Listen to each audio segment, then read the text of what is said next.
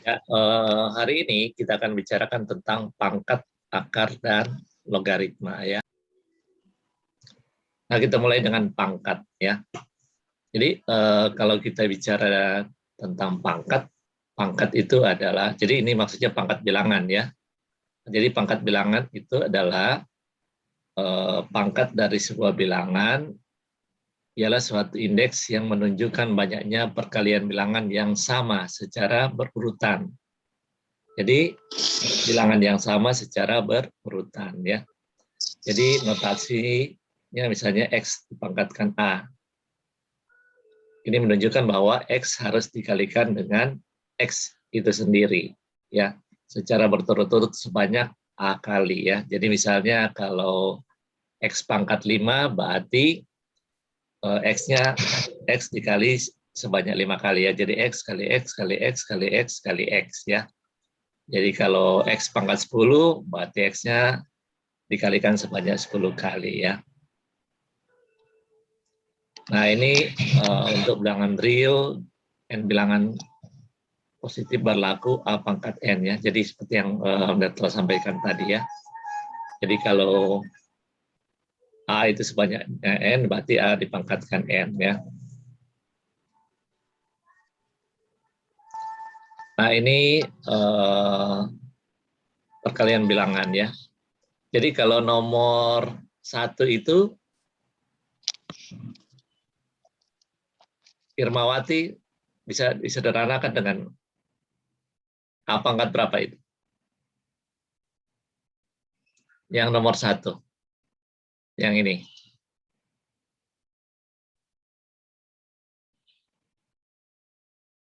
A pangkat 4.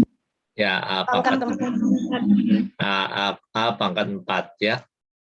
Nah, kalau Kristina yang nomor 2 tulisannya begini. Gimana kalau sederhananya?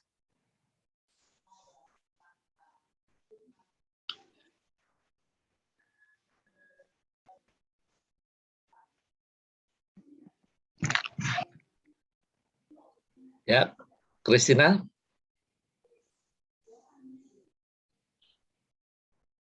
Yang nomor 2. Ini apa?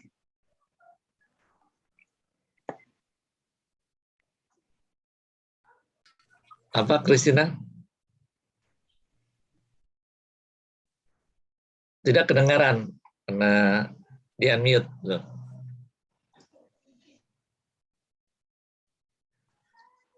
Ya. 3 pangkat 2 X pangkat 3. Iya, betul ya. Jadi 3 pangkat 2 X pangkat 3 ya. Kalau nomor 3, Desi?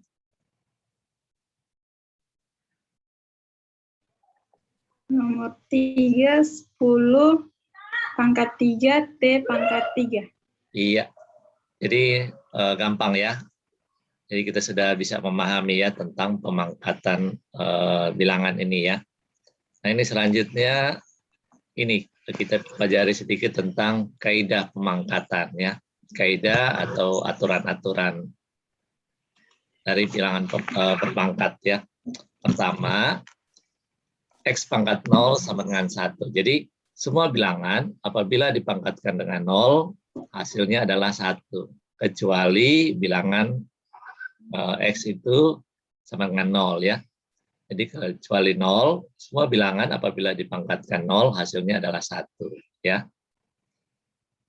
Kemudian kaidah yang kedua, X dipangkat 1 itu sama dengan X. Jadi semua bilangan apabila dipangkatkan dengan 1, hasilnya adalah bilangan itu sendiri. Kaidah ketiga, 0 dipangkatkan X, hasilnya adalah 0. Jadi 0 apabila dipangkatkan dengan sebarang bilangan, hasilnya adalah 0 ya. Kemudian X dipangkatkan min A, itu sama dengan 1 per X pangkat A. Kaidah kelima, X dipangkatkan A per B sama dengan akar dari B X pangkat A ya.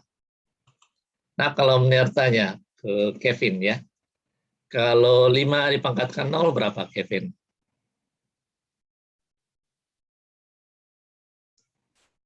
Kevin? Eh, 5 5 pangkat Mir. 0. Ya. 5 pangkat 0 berapa? 5 Mir. 5 ya. Kalau Arlin dan apa jawabannya? 5 pangkat 0. 5 Mir. Oh, sama ya. Kalau Deslin, sama enggak jawabannya? Atau berbeda? Sama Mir, 5. Sama ya. Irmawati? Sama Mir. Sama ya. Jadi 5 pangkat 0, 5 ya. Kalau Virginia?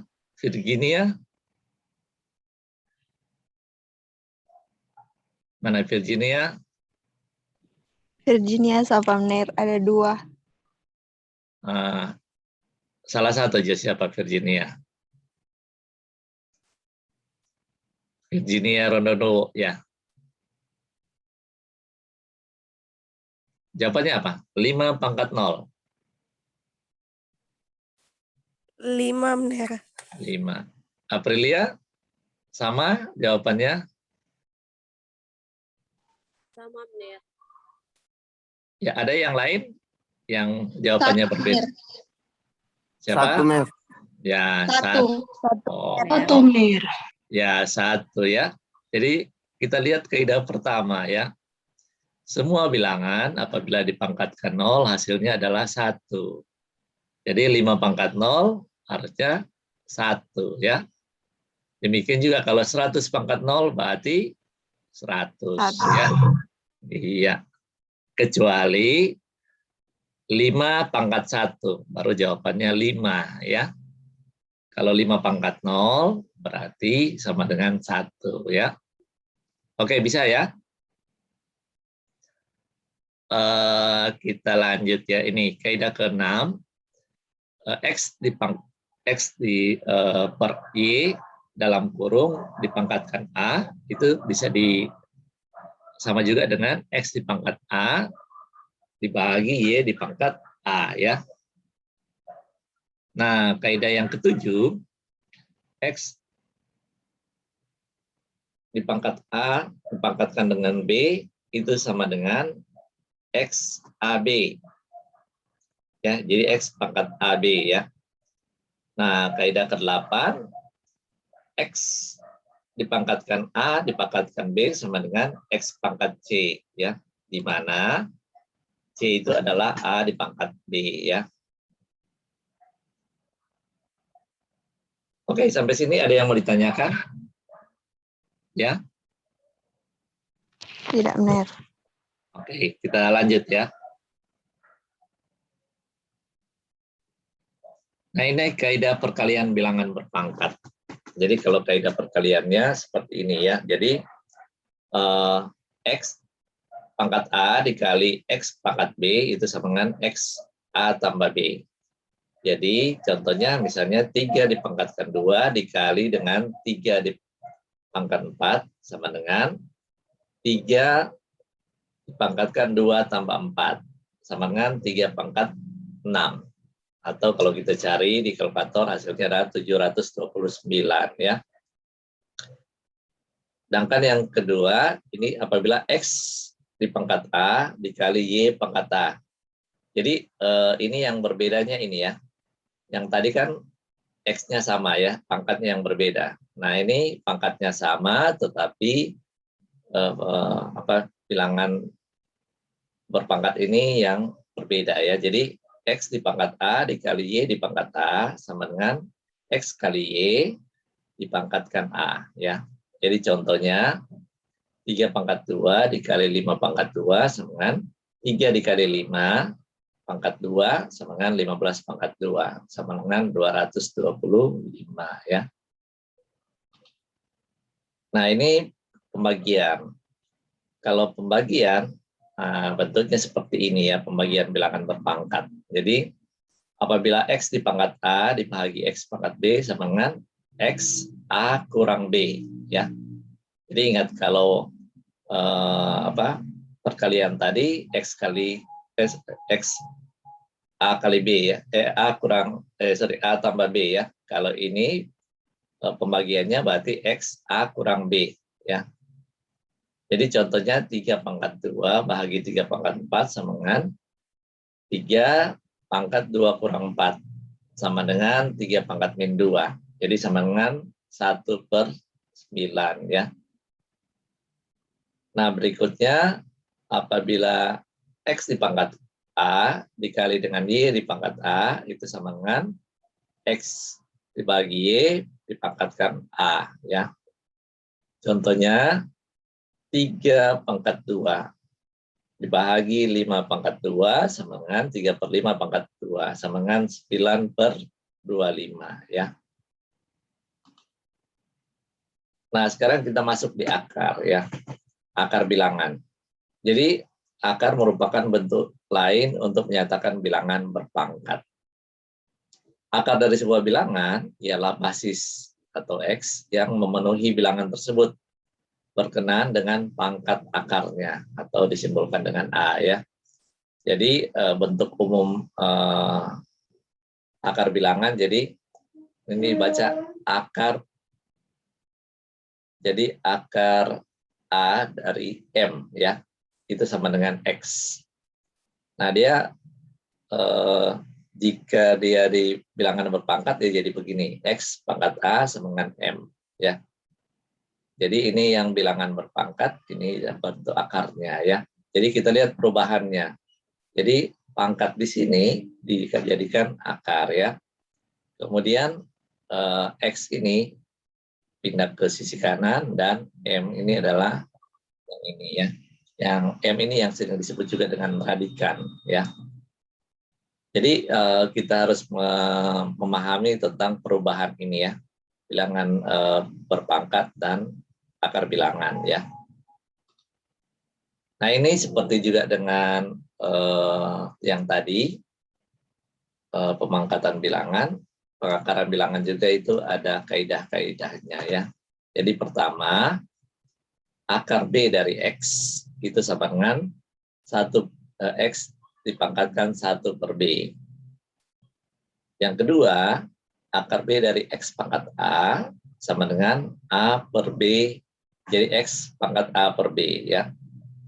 Yang ketiga, akar B dari X kali Y itu sama dengan akar B dari X dikali dengan akar B dari Y, ya. Jadi ini akar B, ya, dari Y. Yang keempat, akar B dari X per Y sama juga dengan akar B dari X dibahagi dengan akar B dari Y, ya.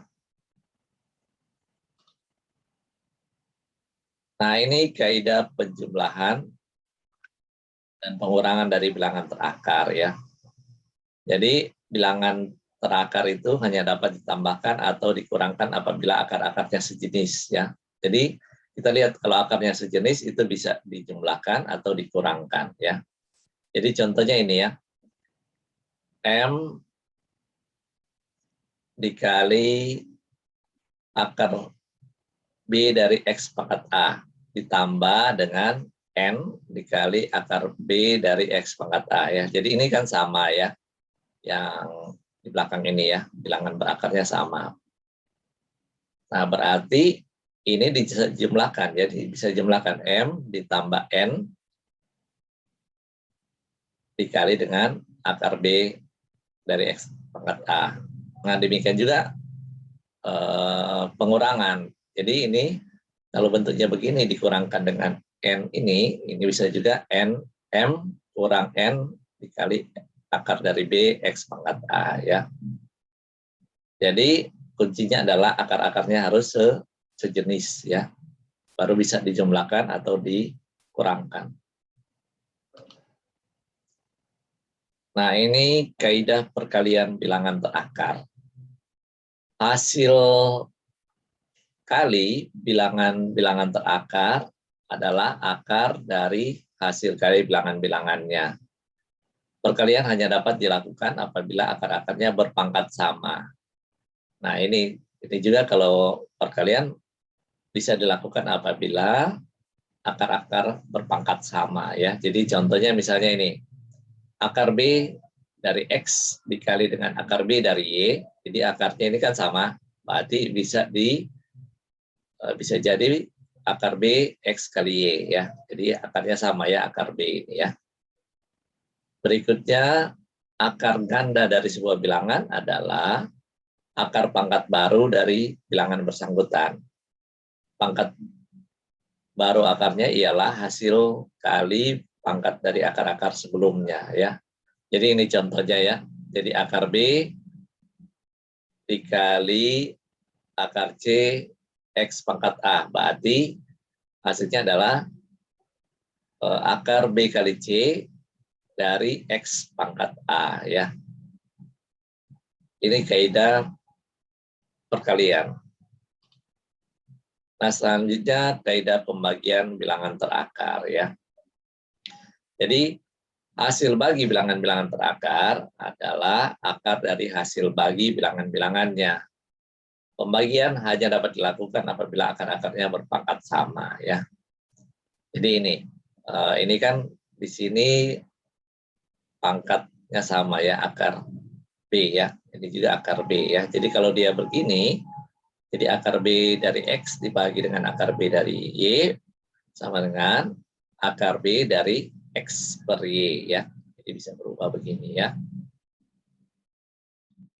Logaritma pada hakikatnya merupakan kebalikan dari proses pemangkatan atau pengakaran ya. Jadi bentuknya seperti ini ya. Jadi kalau ini bentuk pangkat X pangkat A sama dengan M. Nah, setelah jadi bentuk akar, dia akan berubah begini. Jadi ya A jadi pindah ke sini, M pindah ke sini, dan X-nya pindah ke sini ya. Jadi akar A dari M sama dengan X ya. Nah, bentuk akar juga ini dia berubah ke bentuk logaritma ya. Nah, komposisinya X-nya jadi di atas sini, M-nya masuk di sini, kemudian jawabannya adalah A ya. Jadi X log M sama dengan A. Nah, komposisi ini memang harus kita hafal ya. Perubahan dari pemangkatan bilangan, akar bilangan maupun bentuk logaritma ya. Jadi suku-suku pada ruas kanan itu menunjukkan bilangan yang dicari ya. Jadi ini ya, maksudnya ini suku-suku ini bilangan yang dicari ya. Atau hendak dihitung pada masing-masing bentuk ya. Nah, ini basis logaritma ya. Jadi logaritma itu dapat dihitung untuk basis berapapun. Biasanya berupa bilangan positif dan tidak sama dengan 1. Basis logaritma yang paling lazim dipakai adalah 10. Jadi sering disebut juga dengan common logarithm atau logaritma Briggs ya. Jadi umumnya misalnya ditulis log M. Ini berarti log M ini sama juga dengan 10 log M ya. Atau misalnya ditulis log 24. Itu artinya 10 log 24 ya. Jadi umumnya kalau cuma ditulis log M ini berarti ada angka 10 sebenarnya di situ ya, melekat ya. Jadi 10 log 24. Karena ini merupakan dianggap sebagai common logarithm ya. Nah, logaritma berbasis bilangan eksponensial itu disebut juga bilangan logaritma alam atau natural logarithm atau logaritma Napier ya. Nah, kalau ditulis begini, ini ln ya. Ln M itu artinya adalah E log M ya. E ini adalah bilangan eksponensial. Nah, apa sih fungsinya logaritma ini? Logaritma ini biasanya untuk menyederhanakan bilangan-bilangan yang jumlahnya besar ya. Jadi kalau nolnya terlalu banyak itu dipakai logaritma ya. Nah, ini kaidah dari logaritma. X log X itu sama dengan 1. Kaidah berikutnya, X log 1 sama dengan 0. Kemudian X log X pangkat A itu sama dengan A ya. Berarti kalau ini sama, ini X, ini log X dipangkatkan A, berarti hasilnya adalah pemangkatannya ya. Jadi contohnya misalnya 2 log 2 pangkat 4. Hasilnya adalah 4 ya. Kemudian X log M dipangkatkan A sama dengan A dipangkat A dikali, jadi A ini dipindah ke sini, ke depan, jadi A dikali X log M ya. Selanjutnya X dikali X log M itu sama dengan M ya.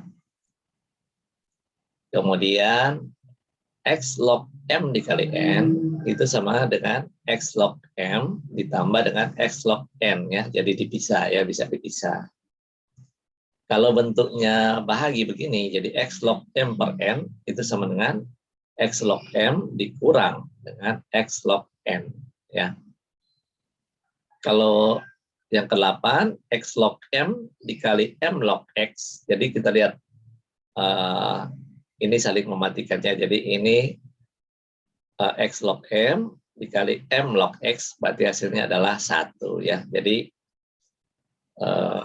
bentuknya seperti itu ya. Kemudian yang ke-9 X log M dikali M log N dikali N log X, itu hasilnya adalah 1 ya. Nah ini adalah kaidah-kaidah logaritma ya. Nah ini dikatakan bahwa penyelesaian persamaan dengan logaritma itu dapat digunakan untuk mencari bilangan yang belum diketahui dalam sebuah persamaan, khususnya persamaan eksponensial dan persamaan logaritmik. Nah persamaan logaritmik ialah persamaan yang bilangan yang belum diketahui berupa bilangan logaritma. Jadi contohnya misalnya seperti ini ya, log 3X ditambah 298 sama dengan 3 ya. Nah dari soal ini mungkin lewat penyelesaian logaritma kita bisa cari berapa sih X-nya ya. Ini contoh yang lain ya. Jadi misalnya dengan contohnya hitunglah X ya. Ada soal hitunglah X untuk 3X tambah 1 sama dengan 27 ya. Berarti kedua ruas ini kita pasangkan logaritma ya. Jadi logaritma 3X tambah 1 sama dengan logaritma 27 ya. Logaritma 3X pangkat 1 ini sama dengan log dari 3 pangkat 3 ya. Nah, kalau ruas kanan dan kiri itu kita hilangkan lognya, berarti X tambah 1 sama dengan 3. Jadi, bisa dicari X sama dengan 3 kurang 1 sama dengan 2 ya. Jadi nggak susah ya untuk perhitungan logaritma ini ya.